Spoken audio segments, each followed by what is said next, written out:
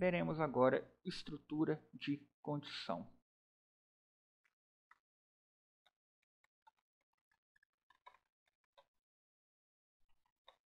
Iniciaremos com o comando if. Vou declarar aqui uma variável nota com o número 75. Comando if. A sintaxe é similar àquela que nós vemos no C++. If nota menor que 40. Então, eu estou avaliando a seguinte condição. Nota é menor que 40. Então, observe aqui que esta minha condição eu uso entre parênteses, 2 pontos. Se essa condição for verdadeira, o que eu vou fazer? Eu vou apertar Enter e vou imprimir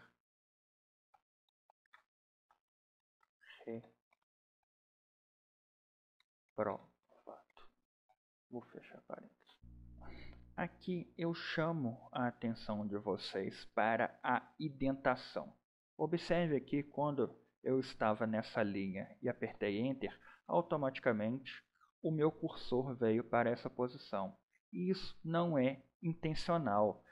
Eu já comentei com vocês que o Python ele usa indentação durante a interpretação do código.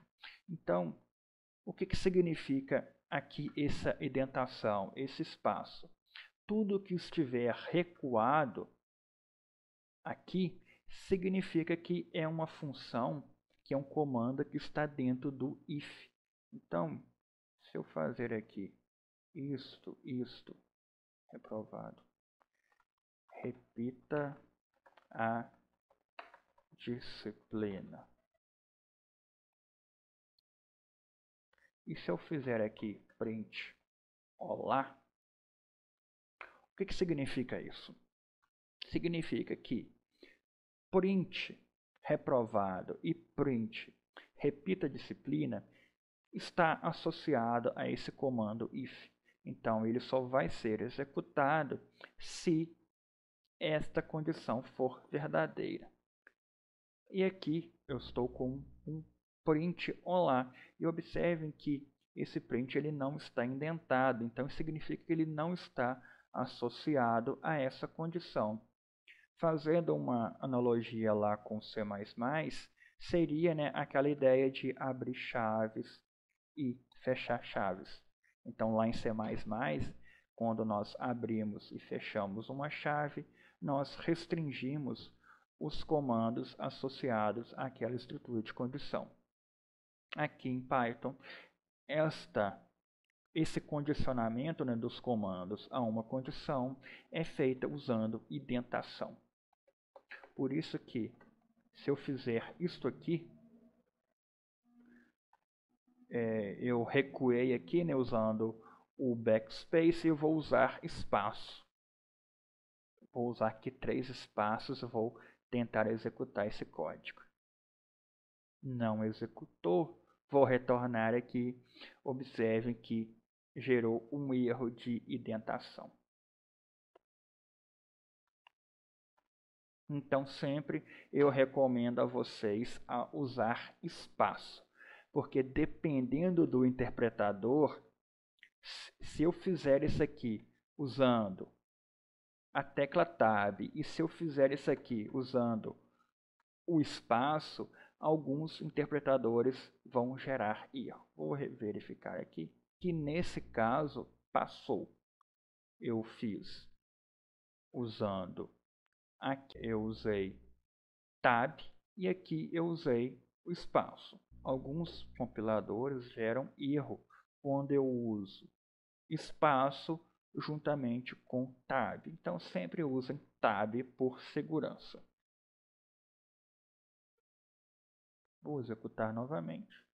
Observe que imprimiu olá. Não executou essa parte do código, né, porque essa condição aqui ela é falsa.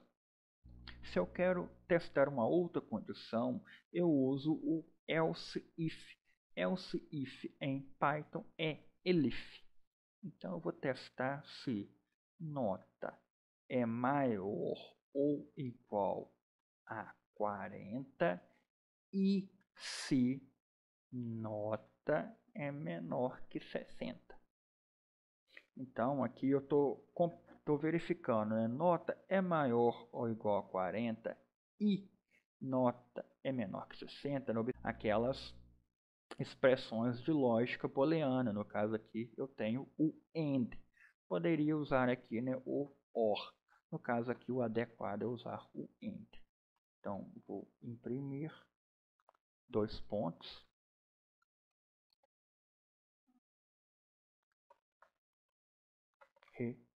O aluno, nesse caso, né, estaria em recuperação. E uma condição final é o else. Se ele não está reprovado e não está em recuperação, ele está aprovado.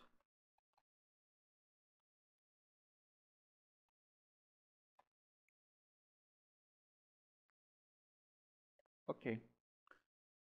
Apareceu aqui aprovado porque a nota é 75. 75 não é menor que 40, não está entre 40 e 60. Logicamente, ele entrou aqui neste else, aprovado. Vou testar aqui sem usar parênteses.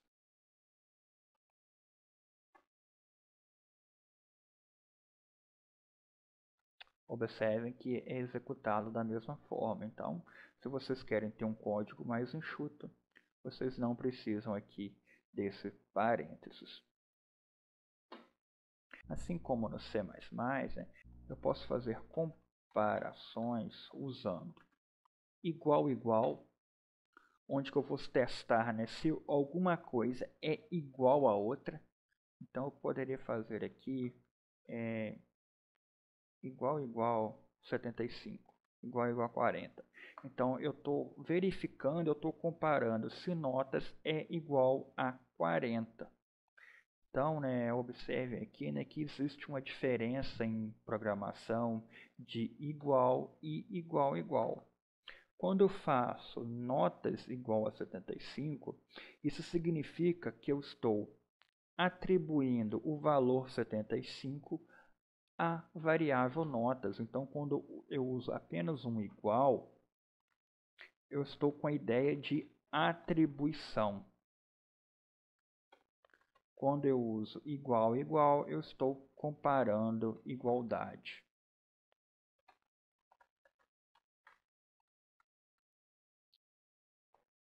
Eu posso comparar usando menor igual, maior igual, menor, maior. Eu posso comparar verificando se é diferente. Exclamação igual é o comando para comparar se é diferente. Eu posso usar o not, que também, né, tem a mesma ideia do diferente. Eu posso fazer combinações de comparações usando o AND e OR. Aproveitando a estrutura de condição if, veremos este caso. Eu vou definir aqui uma variável nome e essa variável nome vai guardar o texto André. Eu posso usar a estrutura de condição if de uma forma um pouco diferente. Eu vou fazer isso aqui, ó, if a in nome. O Python, vocês vão observar que ele é muito flexível para trabalhar com strings, diferente do C++. Então, eu posso verificar aqui se existe o caractere A dentro de nome. Eu posso aqui imprimir. Existe um A. Vou executar. Observem que vou repetir Observe que essa sintaxe aqui ela é inválida. Teria que ser aqui um igual igual. Na verdade aqui é menor. Vou repetir. Sim, observe que existe um A em nome. Então aqui é uma outra forma, né, uma outra sintaxe para trabalhar com a estrutura de condição if. Veremos agora a estrutura de condição for. Vou criar aqui duas listas. Uma lista de notas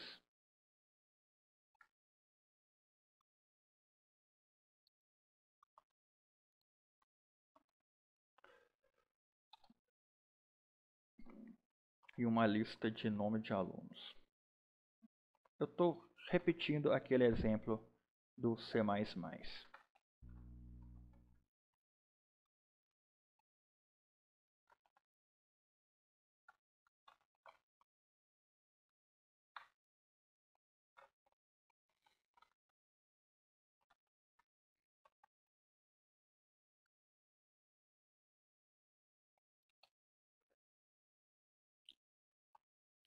Eu vou declarar aqui uma variável n, então ela vai guardar o comprimento desta lista notas.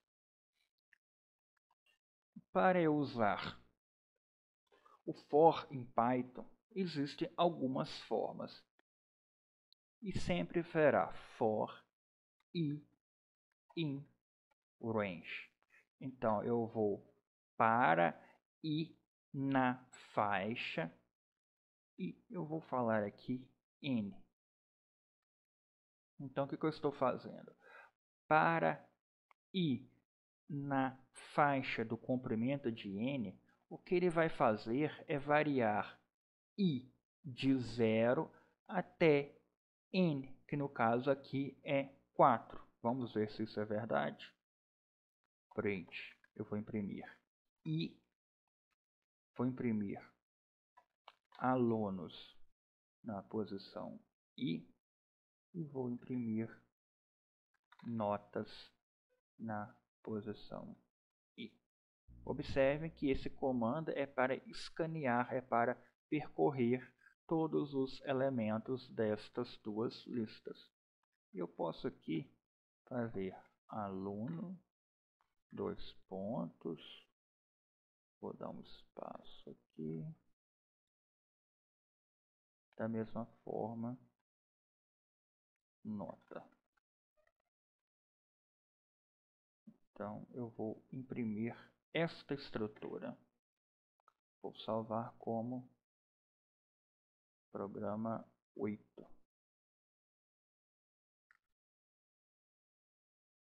Ok. Vou executar. Quando i vale 0, eu tenho no vetor alunos Maria com nota 75. Eu fui escaneando, né, os vetores na posição 1, na posição 2, na posição 3 e na posição 4. Então, o que ele fez aqui foi variar o i de 0 até 4. Porém, vocês devem estar curiosos que n aqui ele vale 5. Uma regra em Python é que nessa função range sempre ele vai parar no número que você definiu menos 1. Então aqui se n vale 5, ele sempre vai parar no 4. Se n valesse 100, ele sempre vai parar no 99. Então sempre o último elemento ele não é executado, então ele sempre para em n menos 1.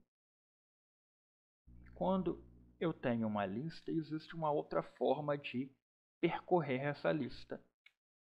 Eu poderia fazer simplesmente dessa forma. Se eu quero varrer a lista alunos, eu posso fazer for i in alunos. Então, é uma forma simplificada de varrer esta lista alunos. Então, a cada momento, esse valor de i ele vai mudar, e esse valor de i é exatamente o valor guardado nos elementos. Vou executar. Então, observe aqui. Maria, João, Lucas, Pedro e Thaís. Vou criar uma lista vazia. Vou chamar ela de resultado. Essa também é uma forma de criar uma lista vazia. Nós vimos anteriormente, né, que eu poderia fazer dessa forma. Eu vou fazer um comando for variando i in range de menos 100 até 101. Vocês observam aqui, né, que quando eu digito um comando, o próprio IDLE do Python, né, ele vai me dando aqui umas dicas. Quando eu fiz dessa forma, for i in range de n, na verdade eu estou definindo apenas o stop, né? Eu estou definindo apenas a parada do valor da variável, sempre começando em 0. Quando eu coloco dois elementos, o primeiro é o start e o segundo é o stop. Então eu vou iniciar em menos 100 e vou parar em 100. Lembrando aqui, né, que sempre o stop é menos 1.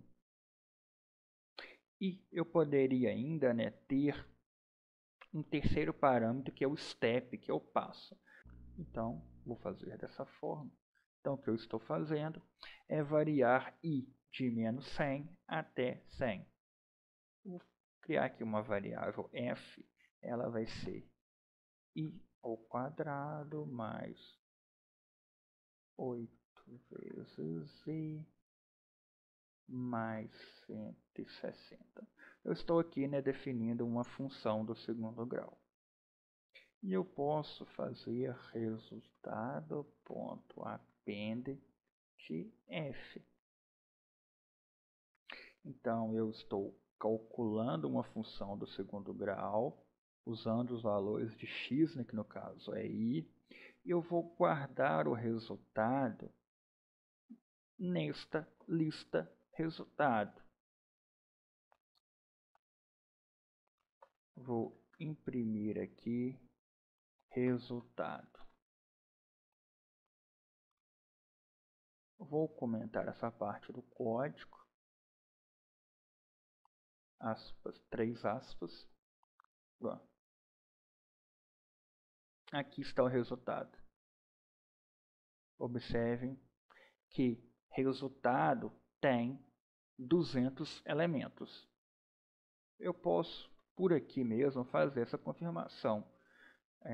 Eu sei que a lista chama resultado, então eu posso pedir aqui len de resultado. 201 elementos. Isso, de menos 100 a 0.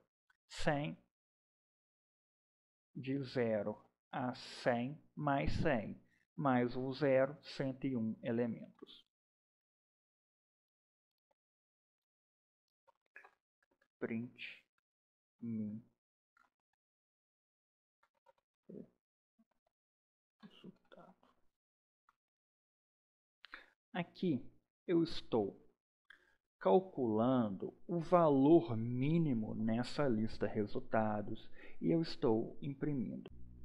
Observem que esses nomes que aparecem na cor rosa, elas são funções do Python. A gente fala que são funções built-in, né? São funções que já estão incluídas no Python.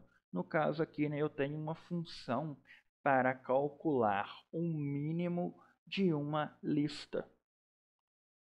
Eu posso ter uma função para encontrar o máximo de uma lista, ou seja, ele vai obter o maior valor. E eu tenho sum, o resultado. Então eu vou calcular a soma de todos os elementos dessa lista e imprimir. Lembrando que isso aqui só é válido quando eu tenho uma lista que contenha números. Se eu tiver aqui uma lista de strings, né, ou uma lista de booleanas, isso iria resultar em um erro. Vou executar. Aqui está. Então, o menor valor é 144, o maior valor é 10.960, a soma 708.860. Então, aqui está o comando for.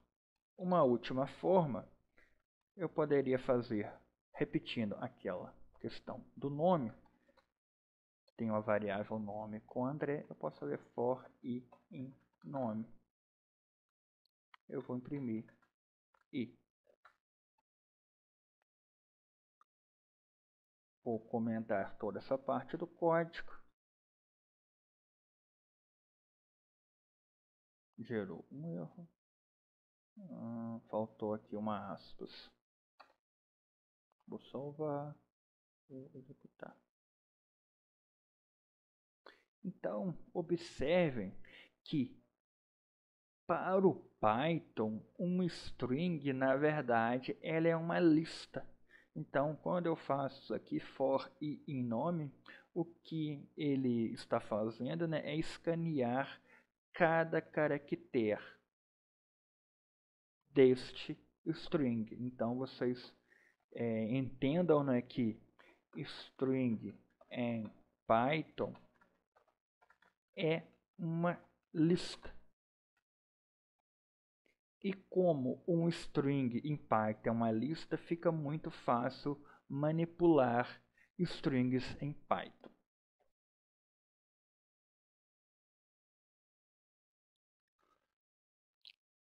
A terceira estrutura de condição que veremos em Python é o while. Vou iniciar um programa novo. Vou fechar o anterior.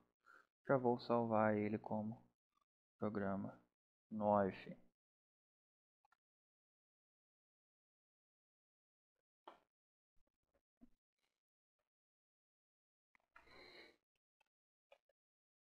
Estrutura de condição while. Vou definir aqui uma variável k iniciando em 0. A sintaxe é while e a condição k menor que 100. Então, enquanto k menor que 100, eu vou fazer novamente, né, atento-se à indentação, o for também, eu não sei se vocês observaram bem, no for também essa indentação é o que define qual comando será executado dentro daquela condição. Eu vou imprimir k, vou incrementar o k em uma unidade e vou aqui imprimir fim. Então, enquanto k for menor que 100, eu vou imprimir k mais 1 e vou finalizar. Save. Vou executar. Observe que ele imprimiu de 0 a 99 e finalizou. Nas aulas em Arduino e ESP32, eu usava o comando delay para congelar o programa. Em Python existe um recurso similar a esse. Para usar esse recurso, eu tenho que importar o pacote time, que é um pacote do Python dedicado a lidar com tempo, calendário e datas.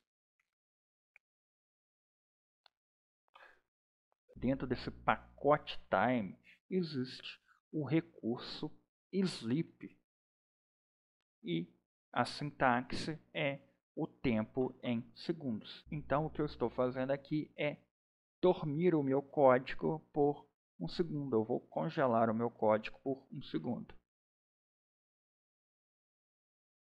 Então, observe que ele congela, ele pausa o código por 1 segundo. Eu posso interromper a minha execução usando Ctrl C ou essa opção de Interrupt Execution. Então, eu abortei a minha execução.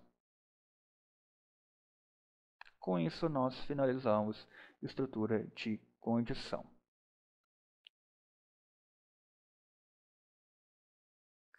Veremos agora funções. Assim como em C++,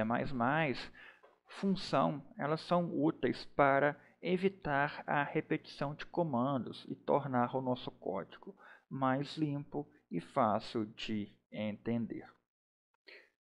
Como que nós definimos e usamos uma função? Primeira coisa que precisamos fazer é definir uma função. Nós definimos uma função usando o comando def. Def, o nome da minha função, que vai ser imprime, e entre parênteses, eu defino quais atributos serão passados para essa função.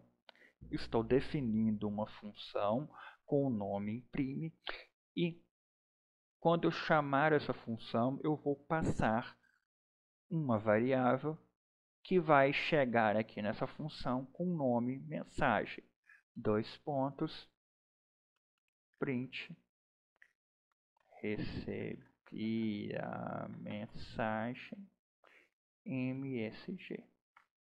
Então, essa é a forma de definir uma função. Diferente do C++, nós não precisamos definir qual que é o tipo dessa função, se ela não vai retornar nada, se ela vai retornar um inteiro, ou se ela vai retornar um inteiro, um float ou uma booleana.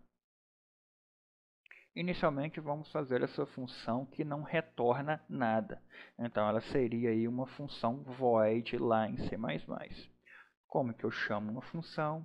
Eu chamo ela passando o argumento. No caso aqui, né, eu vou passar eng733.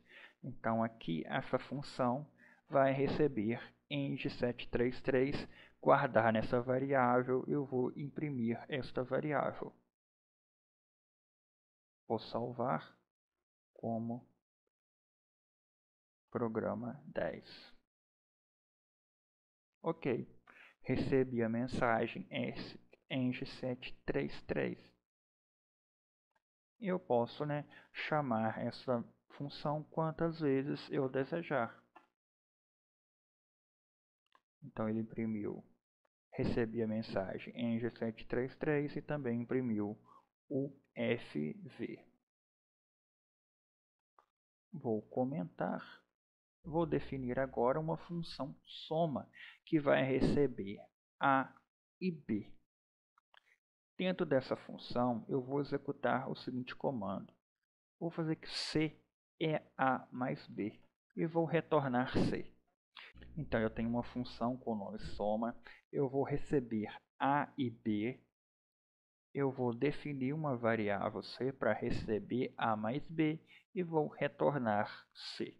Para eu chamar essa função, eu vou fazer soma de A e B.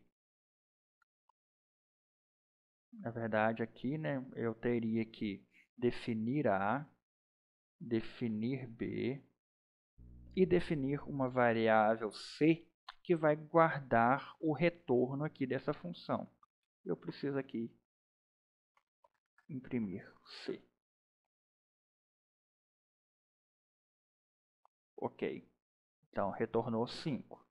Então, eu chamei uma função, passei 2 e 3, chegou 2 e 3 aqui, ele somou, a soma é 5, ele retornou.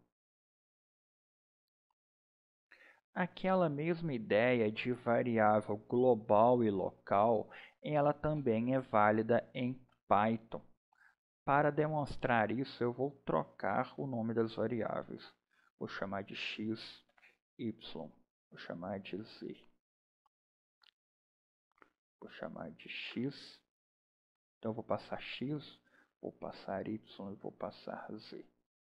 Eu vou tentar aqui imprimir x. Da mesma forma, eu vou tentar aqui imprimir c. No caso aqui, a, b e c são variáveis locais dessa função. Então, se ela é local, ela só existe dentro dessa função. X, y e z, ela está aqui, né, definida no corpo principal do programa. Então, elas são globais. Então, x, y e z são globais. A, B e C são locais.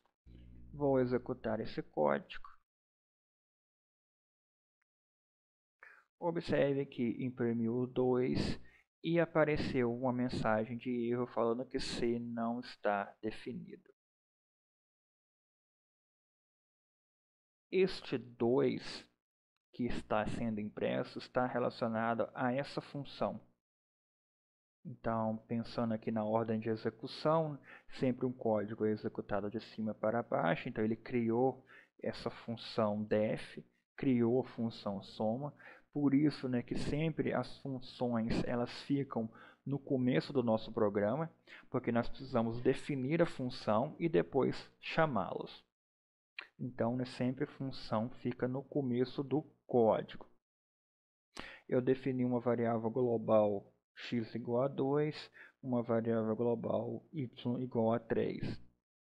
Eu chamei a função soma x, y e vou guardar esse resultado na variável z. Então, o interpretador Python ele chega nessa linha de comando e vem aqui para dentro da função soma. O que ele fez aqui é imprimir x. Como x é uma variável global, ela consegue ser acessada de dentro da função. Por isso que ele imprimiu. Ele calculou C, retornou C e guardou C dentro de Z. Em seguida, o interpretador Python tentou imprimir C. Só que C ela é local dessa função. Então, apareceu essa mensagem de erro. E sempre que aparece uma mensagem de erro, o código ele é abortado. Então, ele não chegou a imprimir o valor de Z.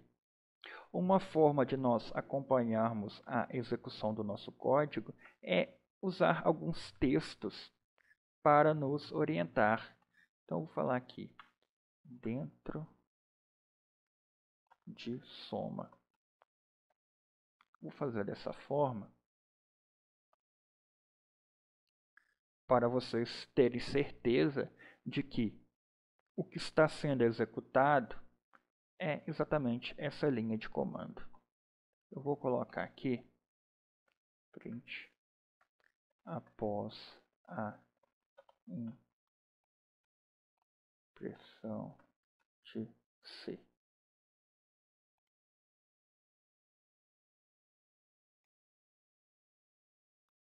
Então, observem que após a impressão de C, ele nem chega a ser executado. Vamos tentar aqui antes da impressão de C. Então, observe, dentro da função 2, então entrou dentro da função 2, foi executado, passou pela linha antes da impressão de C, e depois o código foi abortado. Então, significa que o nosso erro está aqui. Como o Python ele é uma linguagem interpretada, ele pode abortar o programa a qualquer momento se tiver um erro.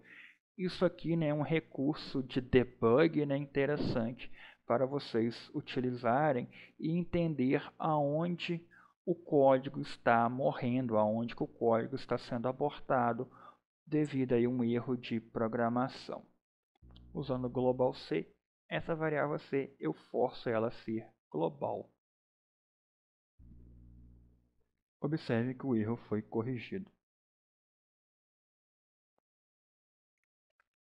Vou definir agora uma terceira função. Vou chamar ela de fx. ela vai receber x, vai receber y. Na verdade, eu vou usar m e n para não confundir com x e y que eu já estou usando. Vou definir uma variável f que vai fazer x ao cubo mais x ao quadrado mais y ao quadrado mais 100. Eu vou fazer uma dfx, que seria uma derivada em relação a x. 3 vezes x ao quadrado mais 2x. Então aqui seria uma derivada de f em relação a x. Vou fazer uma derivada em relação a y. 2 vezes y. Então seria derivada de f em relação a y. Eu vou retornar f, dfx e dfy.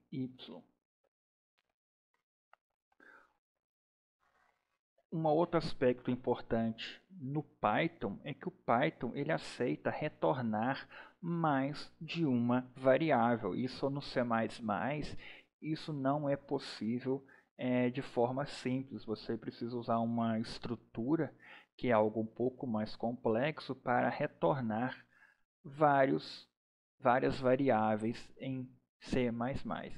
Aqui em Python ele aceita facilmente você retornar uma variável, duas variáveis, três variáveis. E eu vou chamar esta função. Como eu estou retornando três variáveis, eu preciso preparar o meu código para receber três variáveis. Então eu vou chamar aqui de STU. E eu vou chamar a minha função fx, vou passar x e vou passar y. Na verdade aqui existe um erro. Eu estou passando m e n. Então o que eu quis dizer aqui era isso. tfm, tfn. Aqui é m, aqui é n, aqui é n, aqui é n, aqui também é n. Então, para ficar compatível, o que eu estou fazendo é isso. Eu vou receber m e n, vou calcular a função, a derivada e a outra derivada e vou retornar o resultado. Aqui eu vou chamar essa função fx, vou passar x, vou passar y, que já foi definida aqui, e vou guardar o retorno, né, em STU. Então, f vai ser recebido por S, dfn vai ser recebido por T, e dfn vai ser recebido por U. Vou executar. Observe que o código foi executado. Eu preciso imprimir para ver o resultado.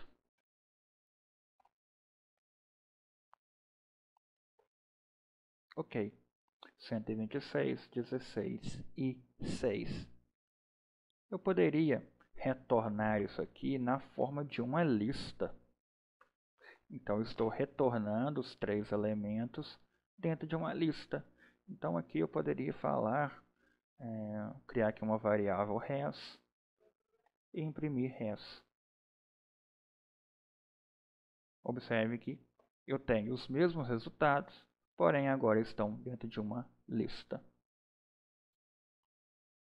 Observem nessa forma de implementar que eu estou definindo as funções e chamando as funções em um mesmo arquivo, em um mesmo programa. Eu vou mostrar agora como nós criamos um pacote de funções. O que é um pacote de funções? É um arquivo Python que contém várias funções. Então, eu vou selecionar essas 3 funções, eu vou recortar ela, criar um novo arquivo, vou salvar ele como o nome funções. Vocês poderiam adotar qualquer nome. Quando eu faço um arquivo com várias funções, o que eu estou criando é um pacote de funções. E como que eu utilizo esse pacote de funções? Eu vou retornar no meu programa.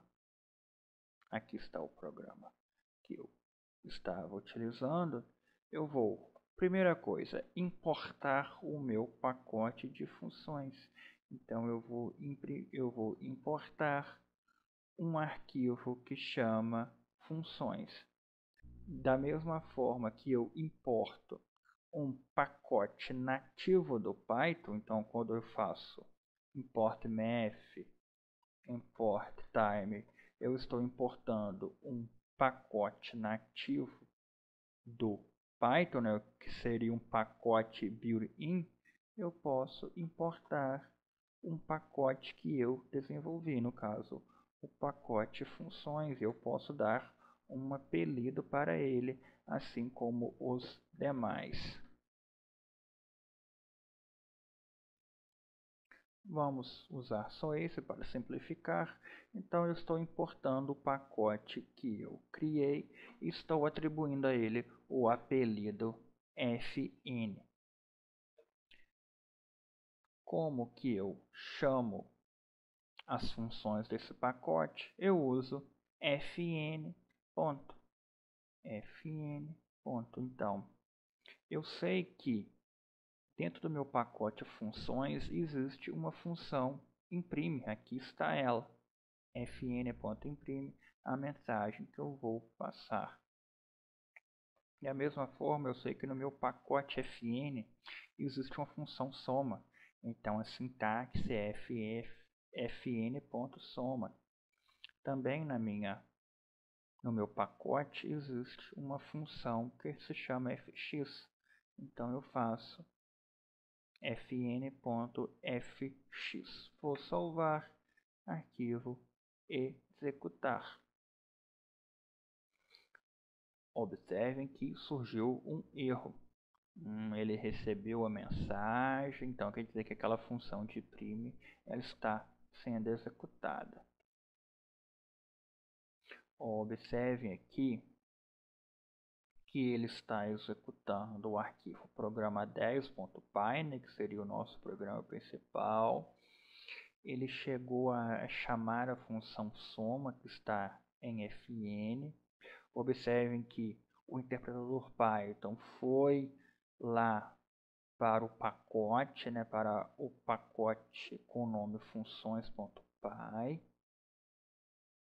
Ele tentou executar esta função dentro de soma e foi detectado que x não está definido. Então o erro está aqui. Anteriormente nós estávamos executando tudo isso em um mesmo arquivo. Então eu mostrei para vocês, né, que x aqui era uma variável global. Só que neste pacote, né, não existe uma variável global com o nome x. Por isso que está ocorrendo aquele erro. Vou executar, vou voltar, vou executar novamente.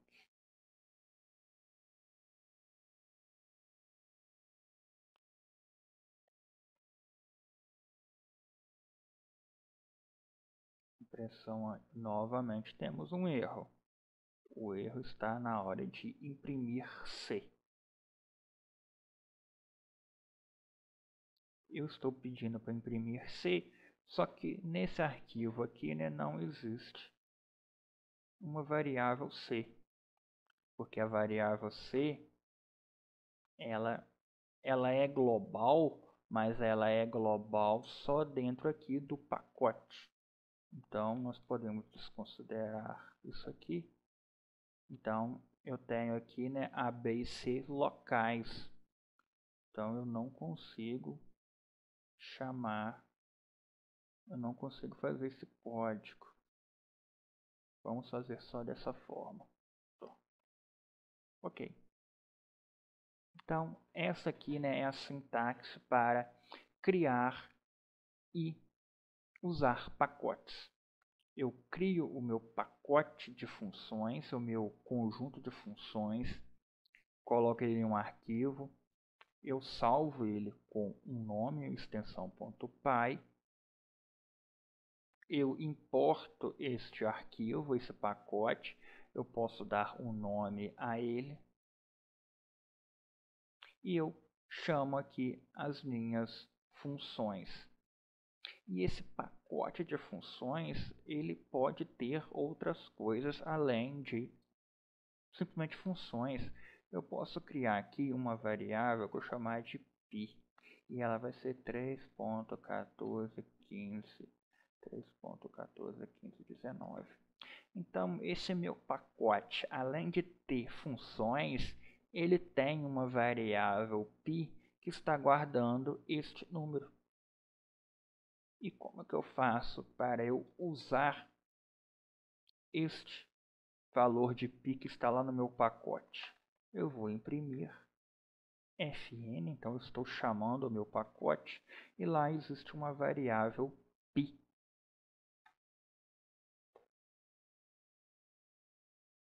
Observem que executou com sucesso. Então, um pacote ele pode ter funções e ele também pode guardar aí alguma variável que nós utilizamos com muita frequência, como, por exemplo, valores constantes.